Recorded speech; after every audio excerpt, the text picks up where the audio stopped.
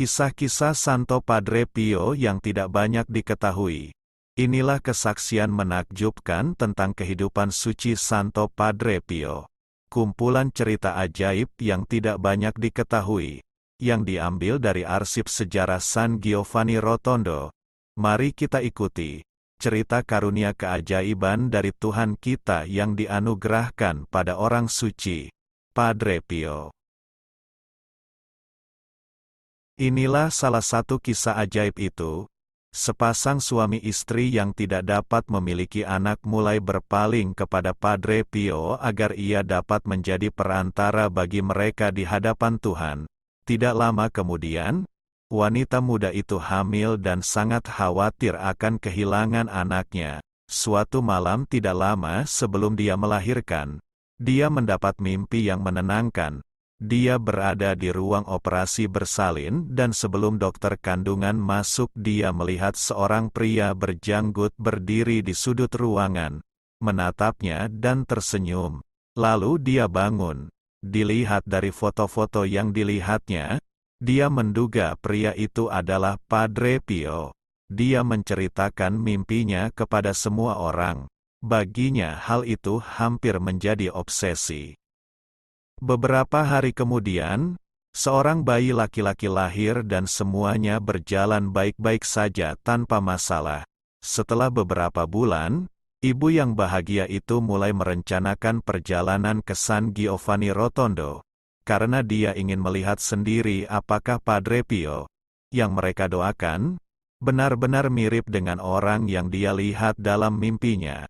Dan jika iya, maka dia harus berterima kasih padanya. Suaminya, melihat betapa bersemangatnya dia terhadap masalah ini, mencoba menenangkannya, dan berulang kali berkata, "Jangan khawatir, itu semua hanya mimpi. Hanya mimpi, hanya mimpi. Tidak ada yang lain." Akhirnya, mereka melakukan perjalanan. Ketika mereka tiba di San Giovanni Rotondo, pasangan itu mengambil tempat di biara yang akan dilewati Padre Pio.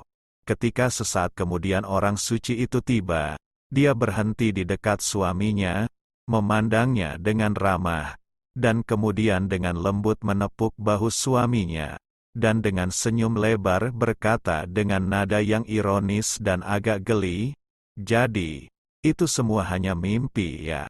Kisah ini berdasarkan kesaksian Anna Baroni dari Chiavari, Italia, tanggal 12 Agustus tahun 1994. Kisah berikut ini adalah kesaksian Pastor Antonio Durante, yang lahir tanggal 7 Agustus tahun 1912 dan meninggal tanggal 11 Juni tahun 1970.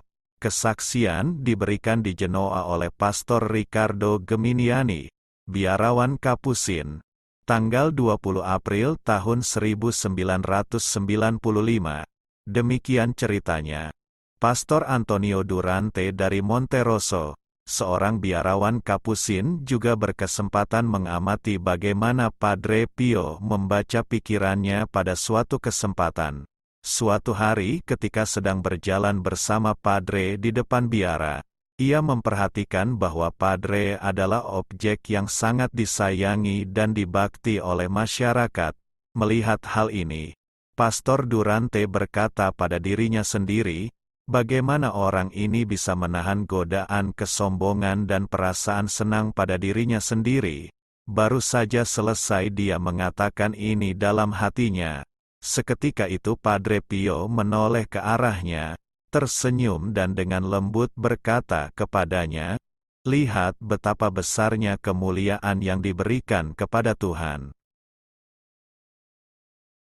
Ini adalah kesaksian Pastor Pasquale Cattaneo, Fiera di Primiero, Italia, tanggal 31 Juli tahun 1988.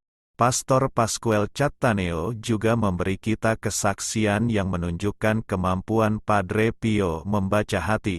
Pastor Cattaneo telah mendapat izin dari atasannya untuk mengunjungi San Giovanni dan mengaku dosa kepada Padre Pio. Selama perjalanannya dengan bis ia mempersiapkan dirinya dengan pemeriksaan hati nurani yang baik agar siap membuat pengakuan dosa yang tulus. Dengan bantuan Roh Kudus dia melihat ke dalam setiap sudut jiwanya, dan membuat janji-janji baru tentang perubahan. Namun ketika bis hampir tiba di Gargano dan kota mulai terlihat, dia mengakhiri pemeriksaannya dengan bingung dan berpikir, kehidupan spiritual kadang-kadang tampak seperti mencoba memanjat kaca. Sesampainya di biara, ia masuk ke sakristi dan memberitahu biarawan yang membantu pengakuan dosa bahwa ia datang untuk mengaku dosa kepada Padre Pio dan setelah itu ia dengan sabar menunggu gilirannya. Ketika saatnya tiba, ia memasuki ruang pengakuan dosa, memberi salam kepada Padre Pio dan membuat pengakuan dosa. Setelah mengakui kesalahannya, Padre Pio memberinya pengampunan. Ia kemudian bangkit, merasa bahagia karena ia telah membuat pengakuan yang tulus. Ketika ia menoleh untuk terakhir kalinya dan melirik ke arah Padre, dan Padre Pio pun tersenyum padanya dan dengan tatapan geli ia dengan sadar berkata, "Jadi, kehidupan rohani serasa mendaki kaca ya?" Pastor Pasquale pun terperangah dan dia tidak dapat mengucapkan sepatah kata pun. Namun sejak saat itu ia benar-benar yakin bahwa Padre Pio diterangi oleh Roh Kudus untuk membimbing jiwa-jiwa. Oleh karena itu, merupakan kebenaran yang sangat luar biasa bahwa Padre Pio kadang-kadang dapat memahami apa yang dipikirkan anak-anak rohaninya, bahkan tanpa mereka memberikan penjelasan kepadanya. Kisah selanjutnya berdasarkan kesaksian Alma de Concini, Terzolas, Italia, tanggal 23 Juli tahun 1995. Seorang wanita bernama Alma de Concini telah sepenuhnya menyerahkan dirinya ke dalam tangan Padre untuk dituntun kepada Tuhan. Inilah kesaksiannya, ketika itu Padre Pio sedang mengaku dosa. Para wanita dan saya berada di gereja yang berjarak 3 atau 4 meter darinya. Hari itu saya pasti tidak akan mempunyai kesempatan untuk berbicara dengannya. Jadi saya berbicara kepadanya dalam hati, "Bapa, utuslah saya sebuah berkat. Aku benar-benar membutuhkannya. Aku baru saja selesai mengungkapkan keinginanku." Seketika itu aku melihat santo itu bergerak dari jeruji jendela pengakuan dosa yang menyembunyikan wajahnya. Dia menatap langsung ke arahku lalu membuat tanda salib. Kemudian dia berbalik dan menundukkan kepalanya sekali lagi untuk terus melanjutkan pengakuan dosanya. Ini kisah kesaksian seorang Teresa Venezia dari Tolf, Italia. Tanggal 19 Oktober tahun 1986. Seorang wanita bernama Teresa Venezia memberikan pernyataannya. Setelah pengakuan dosa, saya menunggu di koridor biara untuk bisa mencium tangannya saat dia lewat. Umat beriman selalu ingin mencium tangan Padre Pio yang terstigmatisasi, karena mereka menganggap ini sebagai hak istimewa dan berkah besar. Ketika Padre Pio tiba, beliau tidak berhenti di dekatnya, sehingga dia tidak dapat mencium stigmatanya. Dia segera merasa sangat sedih dan sangat menyesali hal ini di dalam hatinya. Tiba-tiba orang suci itu berbalik, menghampirinya, mengulurkan tangannya, dan seperti seorang ayah sambil tersenyum tipis, sambil berkata, "Silakan cium, sebelum aku sedikit memukulmu." Kesaksian berikut dari seorang pastor Valentino dari San Marco di Lamis, San Severo, Italia, tanggal 8 April tahun 1992. Kesaksian juga menunjukkan bahwa Padre Pio dapat mendengarkan suara anak-anak rohaninya bahkan ketika mereka jauh darinya. Pastor Valentino adalah seorang biarawan Kapusin dari San Marco di Lamis yang merupakan putra rohani Padre Pio dan sangat berbakti kepadanya. Selama Perang Dunia Kedua dia berada di Emilia-Romagna sementara barisan Gotik Angkatan Darat Jerman berkemah di Apennines, sehingga membagi wilayah tersebut menjadi dua. Gara-gara perpisahan itu, ia sudah lama tidak mendengar kabar dari keluarganya yang tinggal di Puglia. Maka suatu hari dia akhirnya memutuskan untuk mencoba menyeberang dan menuju keluarganya di selatan. Namun, tentu saja perlu untuk melintasi front militer, dan melakukan hal itu sangat beresiko. Dia mengenal beberapa orang yang berperang melawan Jerman, jadi dia meminta bantuan dan nasihat mereka tentang apa yang harus dilakukan. Mereka menunjukkan jalan melewati pegunungan namun memperingatkan bahwa itu sangat berbahaya. Selain itu, saat itu sedang musim dingin dan sangat dingin. Ada juga beberapa orang lain yang ingin bersatu dengan orang-orang tercinta mereka yang terpisah sehingga bersama-sama kelompok tersebut menentukan harinya. Harinya tiba dan Padre Valentino berkata dalam hatinya, sekarang atau tidak sama sekali. Jadi bersama beberapa orang lainnya dia berangkat berjalan. Beliau berdoa kepada Tuhan untuk keselamatan kelompok tersebut dan dalam doanya beliau juga memohon perantaraan dan bantuan dari Padre Pio. Akhirnya rombongan sampai di suatu tempat yang sangat tinggi, di pegunungan yang jalannya sempit dan tertutup salju. Pada titik ini jalan menuruni lereng yang curam. Ketika Padre Valentino sudah setengah jalan menuruni lereng, dia salah menempatkan salah satu kakinya dan tiba-tiba mulai tergelincir. Padre Pio, tolong aku. Padre Pio, tolong, serunya sambil meluncur ke bawah. Tiba-tiba ada semak yang menahan badannya. Yang lain membantunya kembali dan dia dapat melanjutkan perjalanannya dan akhirnya kelompok tersebut melewati garis militer dengan selamat, tanpa ketahuan. Ketika dia sampai di San Marco di Lamis, setelah beristirahat beberapa jam, dia ingin pergi ke San Giovanni Rotondo untuk menemui Padre Pio. Begitu Padre Pio melihatnya, dia berkata, "Berapa kali kamu memanggilku pada malam yang lalu? Berapa kali?" Orang suci itu kemudian mendekapnya erat-erat.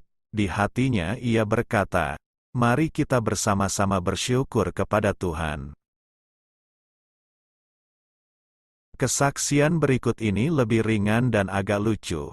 Diberikan oleh Carla Riceputi dari Spronelli, keponakan Padre, dilaporkan di Cesena, Italia pada tanggal 29 November tahun 2001.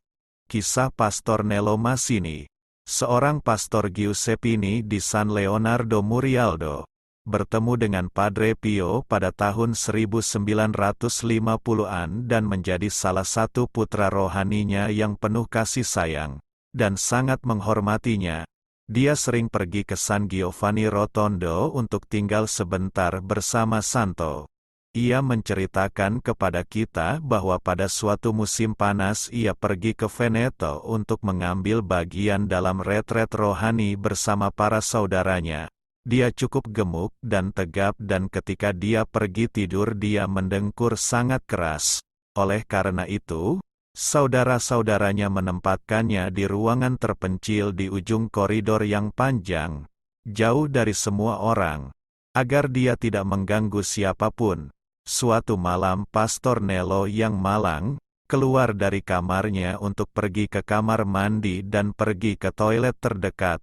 Tetapi menutup pintu terlalu paksa sehingga dia tanpa sengaja mengencangkan kait luarnya. Setelah memenuhi kebutuhannya, dia ingin keluar. Tetapi dia menyadari bahwa dia terjebak di dalam. Dia mulai meminta bantuan tetapi tidak ada yang bisa mendengarnya. Kehilangan semua harapan untuk diselamatkan, dia naik ke bangku dan melihat keluar jendela melihat atap yang menghadap ke kamar. Dia memutuskan untuk mencoba jalan keluar ini. Berharap dia akan menemukan jendela terbuka. Dia masuk ke dalam ruang kecil yang tersedia baginya tetapi berat 120 kilogramnya tidak membantu dan dia terjebak di tengah jalan. tak berdaya dan mengetahui tidak ada orang di sekitarnya yang bisa membantunya. Pikirannya tertuju pada Padre Pio yang ia panggil dalam pikiran dan doa. Akhirnya setelah beberapa saat dia tiba-tiba menemukan dirinya berada di luar, di atas atap, tanpa menyadari caranya. Berpegangan pada dinding dengan hati-hati dan memperhatikan setiap langkah agar tidak terjatuh. Dia akhirnya mencapai jendela, yang pertama ditutup tetapi yang kedua, yaitu ruang baca, dibuka. Syukurlah, dia akhirnya bisa kembali ke kamarnya. Keesokan paginya dia terbangun sambil berpikir, sungguh baik sekali Padre Pio membantu saya tadi malam. Setelah beberapa bulan, dia kembali lagi ke San Giovanni Rotondo untuk bertemu dan menyapa Padre. Dia menemukannya di beranda sedang berdoa. Dia pergi ke arahnya untuk mencium tangannya. Begitu dia melihatnya, orang suci itu memandangnya, tersenyum dan berseru, "Donello, Donello," malam itu di atap. Kesaksian yang panjang dari seorang Santina Nigro, di San Giovanni Rotondo, tanggal 10 Mei tahun 2005. Paolo Nigro menerima gelar di bidang humaniora pada tahun 1936 dan mengambil gelar kedua di bidang filsafat pada tahun 1940. Ia menganggap dirinya seorang ateis dan tesis filsafatnya menyangkal keberadaan Tuhan.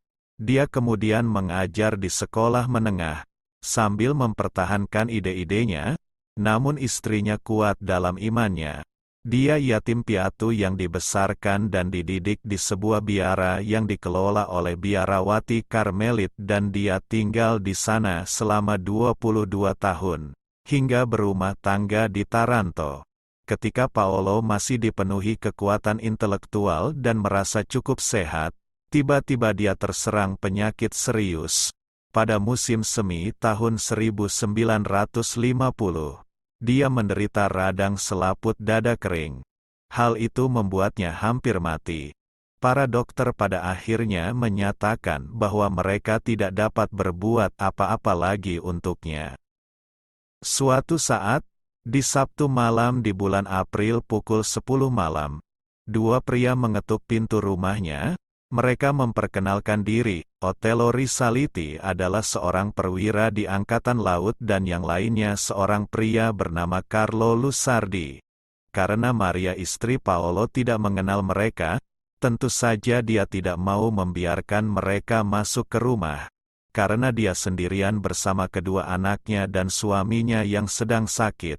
Saat ini, suaminya sakit parah dan suhu tubuhnya sangat tinggi, yaitu 105 derajat Fahrenheit atau 40,5 derajat Celcius, selama 2 minggu.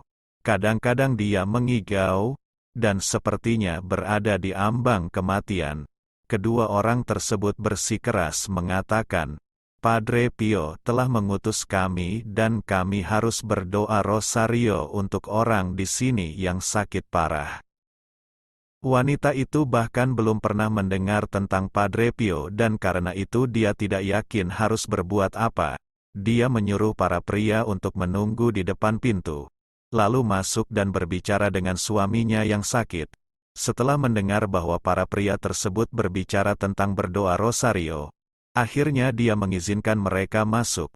Di sini harus dikatakan bahwa beberapa tahun sebelumnya, pada tahun 1946, Profesor Nigro sedikit berubah pendapat sebagai seorang ateis. Dia mengejutkan semua orang ketika dia meminta untuk bertemu dengan Uskup Agung Taranto, Monsignor Bernardi, yang kepadanya Profesor Nigro menceritakan sebuah kisah tentang bagaimana dia mendapat semacam penglihatan di mana dia melihat profil Bunda Maria. Setelah penglihatan ini dia mulai menghadiri misa, meskipun tidak secara teratur. Kita dapat menduga bahwa inilah alasannya, mengapa dua orang asing yang ingin berdoa rosario untuknya kepada Santa Perawan, diperbolehkan masuk ke rumahnya. Santina, putri Profesor Paolo, yang saat itu masih kecil menceritakan apa yang terjadi selanjutnya. Dua orang itu Risaliti dan Lusardi. Keduanya berlutut dan bersama-sama berdoa rosario. Namun saat mereka berdoa, ayahnya gelisah dan berkata kepada ibu saya, "Maria, suruh biarawan berkerudung di ujung ranjang itu pergi." Ibu saya tidak berkata apa-apa. Dia menganggap penglihatan itu disebabkan suaminya mengigau karena panas tinggi. Setelah menyelesaikan rosario, putra rohani Padre dengan diam-diam memohon kepada ibu saya agar menerima sejumlah uang. Ia berkata, "Ini dikirim oleh Padre. Anda akan memerlukannya minggu depan untuk biaya perjalanan suami Anda dari sini ke San Giovanni Rotondo, menemuinya, dan sisanya untuk membeli obat." Tentang hal ini Santina kemudian menjelaskan, bahwa sepertinya Padre tahu, bahwa kami telah menghabiskan hampir seluruh uang kami, untuk membeli penisilin yang harganya sangat mahal pada saat itu. Senin berikutnya, Paolo yang sakit menjadi jauh lebih baik, suhu kembali normal dan para dokter takjub, kesehatannya semakin membaik. Pada 3 hari kemudian, tepatnya hari Kamis, pukul 9 pagi, Risaliti dan Lusardi datang untuk membawanya dengan taksi ke stasiun kereta Taranto, karena ia sangat ingin bertemu dengan Padre Pio. Sore harinya mereka tiba di San Giovanni Rotondo dan mereka bertiga menginap di sebuah rumah putih kecil di sebelah kanan jalan menuju biara. Keesokan harinya, pada hari Jumat, mereka membawanya ke sakristi tempat Padre Pio mengaku dosa. Di akhir pengakuannya, Padre Pio keluar dari tirai yang menutupi dirinya dari pandangan orang yang melihatnya. "Bapa," seru Paulo, segera mengenalinya sebagai biarawan yang berada di ujung ranjang yang pada Sabtu sebelumnya, yang dilihatnya ketika rosario didaraskan. Ayah saya segera menghampirinya dan berlutut sambil menangis. Padre membantunya berdiri sambil memegangi pergelangan tangannya dan berkata dalam dialek kami, "Jika kamu menangis, saya tidak akan datang ke rumahmu lagi." Keesokan harinya ayah mengaku kepada orang suci, yang mengembalikannya ke dalam rahmat Tuhan dan menerimanya sebagai putra rohani. Dia segera menjadi orang yang berbeda. Dia pergi ke misa setiap hari dan menerima komuni kudus. Padre terus berada di dekatnya dalam langkah-langkah pertama menuju kehidupan baru. Dia datang, secara spiritual, melalui bilokasi, untuk mengunjunginya di rumah. Selama masa pemulihannya, ayah terkadang berkata bahwa Padre Pio meletakkan tangannya di atas kepalanya. Setelah itu saya sering melihat ayah menangis karena dosa masa lalunya. Dia mencoba menebusnya dengan memimpin orang-orang kepada Tuhan dan juga kepada Padre Pio. Inilah kesaksian Rahel Ricciardi, yang dilaporkan di Campitello Matese Italia. Nyonya Rahel Ricciardi dari San Giovanni Rotondo, ingin mengaku dosa kepada Padre. Karena dia memiliki keluarga besar yang harus dijaga, dia harus menemukan momen ketika dia tidak sibuk, mencuri waktu dari banyak tugas dan pekerjaan rumah tangganya. Dia pergi ke biara dan ikut mengantri di depan ruang pengakuan dosa. Pada saat itu, sebelum ada nomor antrian yang bisa dipesan, orang-orang diharapkan secara alami menunggu giliran dalam antrean. Namun pagi itu banyak sekali orang dan sepertinya gilirannya tidak akan pernah tiba. Sebenarnya dia menunggu dengan sabar. Namun akhirnya pikirannya tertuju pada persiapan makan siang dan pekerjaan lain yang harus dia lakukan di rumah. Dia memutuskan untuk pulang ke rumah dan ketika dia hendak pergi, Padre Pio membuka tirai kamar pengakuan dosa dan berkata kepada para wanita di depan, "Biarkan wanita itu lewat." Maka ibu yang sibuk itu diberi rahmat untuk membuat pengakuan dosa pagi itu. Demikianlah kisah-kisah ajaib berdasarkan kesaksian yang dicatat di San Giovanni Rotondo, atas karunia ajaib yang diberikan Tuhan pada seorang Padre Pio, yang tidak banyak diketahui orang. Terima kasih sudah menonton. Untuk kelangsungan channel ini, jangan lupa subscribe, like jika menyukainya, share jika bermanfaat, dan komen. Tuhan Yesus memberkati. Amin.